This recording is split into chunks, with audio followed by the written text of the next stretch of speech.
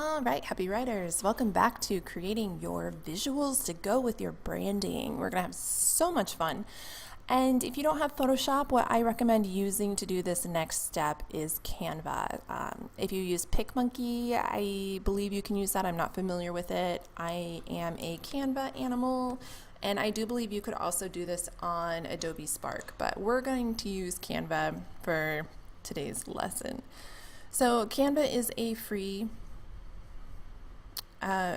graphic design website that you can use to do anything you need: Twitter, social media, Facebook posts, Instagram, Pinterest, resumes, collages, etc., etc.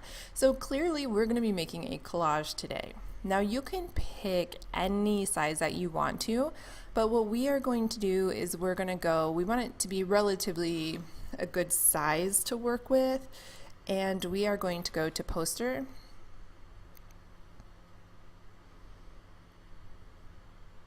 And once we're inside poster, we're not going to pick out one of their pre-done layout templates. We're just going to go to elements.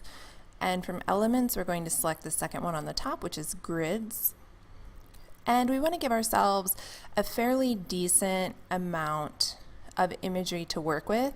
And one thing we want to do is we also want to keep one picture that's bigger than the other, or find something that has little squares such as this, where we can fill in colors that we pull out of what we find. So I think this one looks pretty fun. It's going to give us 6 images. And I normally do mine in Photoshop. You can see I use Canva for everything.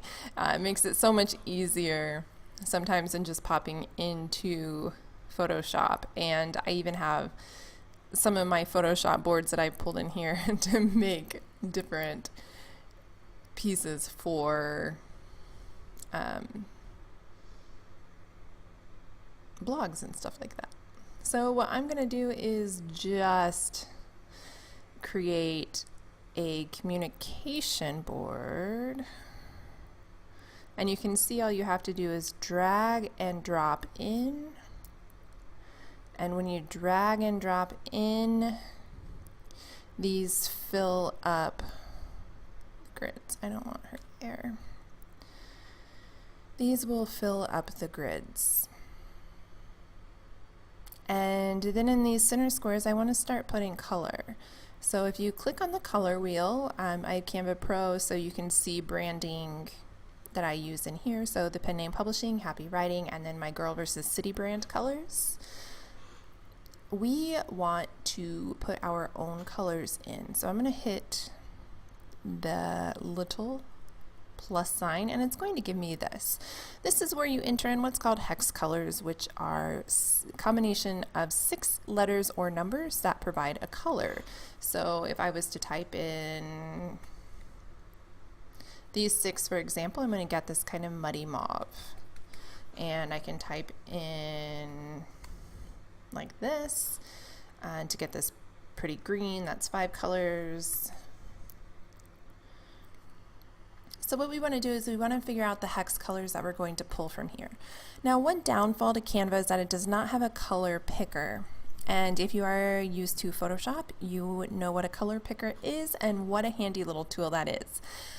What I did was I went to Google Chrome and downloaded a Chrome extension called Eyedropper. And you can see it's just up here in my top bar with my other extensions. And I'm going to select Pick Color from Web Page.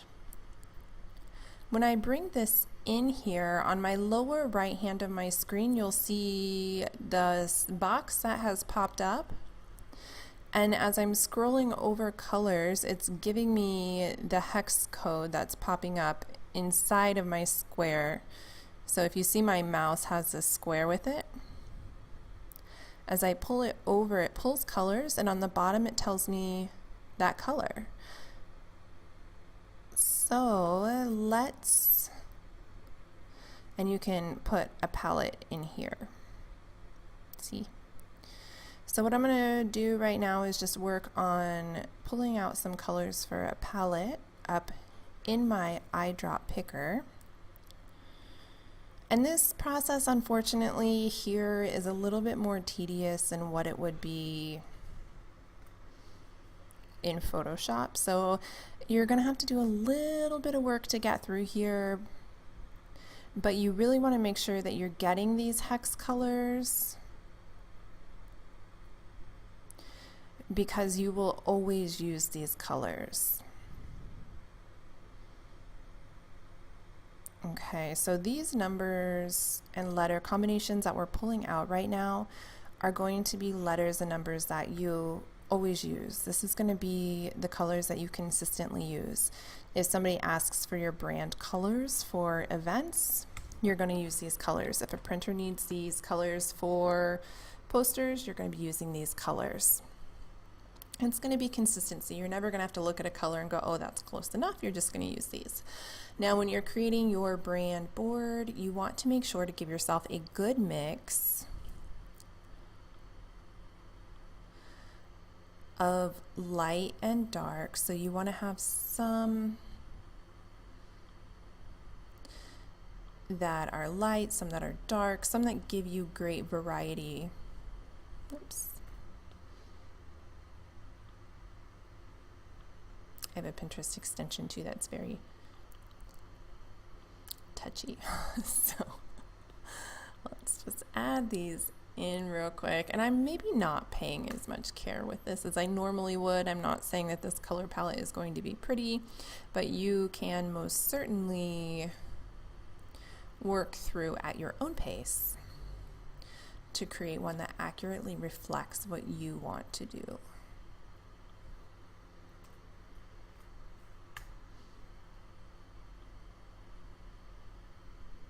So let's just finish picking some tones here.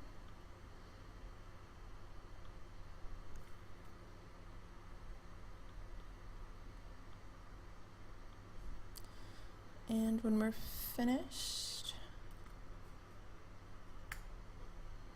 oops, wrong box.